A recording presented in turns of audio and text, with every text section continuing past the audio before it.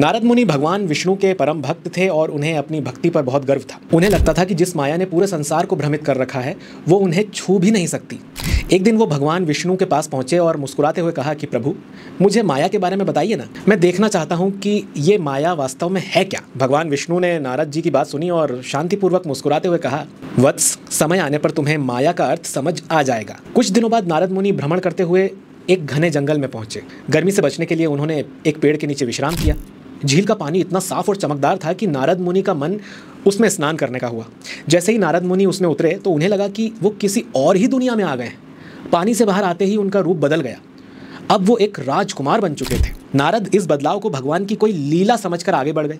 थोड़ी दूर चलने पर उन्हें एक राजमहल दिखाई दिया जहां उनका भव्य स्वागत किया गया। राजा ने नारद मुनि को अपनी सुंदर कन्याओं से मिलवाया। वो राजकुमारी इतनी सुंदर और गुणवान थी कि नारद उसे देखते ही मोहित हो गए। उस राजा ने नारद मुनि को अपने राज्य का उत्तराधिकारी बनने को कह दिया।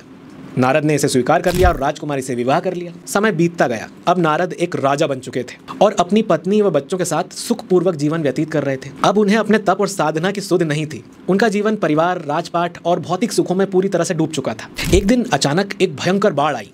नारद ने देखा कि उनका पूरा परिवार पानी में डूब रहा है। वो अपने बच्चों और पत्नी के साथ बचने के लिए भागे, लेकिन एक एक करके उनकी संतानें बाढ़ में बह गईं। अंत में उनकी पत्नी भी उन्हें छोड़कर चली गई। नारद पूरी तरह से टूट चुके थे, बिल्कुल अकेले हो गए थे। वो रोते हुए ज़मीन पर गिर पड़े। तभी अचानक भगवान श्री हरि विष्णु प्रकट हुए। नारद ने भगवान विष्णु से कहा कि हे प्रभु, आपने मुझसे मेरा सब कुछ छीन लिया, मैंने सब कुछ खो दिया।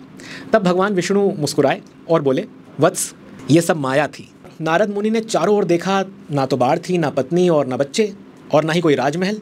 सब कुछ अदृश्य हो गया था। नारद ने समझ लिया था कि वो भगवान विष्णु की लीला थी। वो उनके चरणों में गिर पड़े और बोले, प्रभु, आपकी माया इतनी शक्तिशाली है कि मैं भी इससे बच नहीं पाया। मैं समझ गया कि माया से मुक्त होने का प्रयास ही भक्ति का मार्ग है।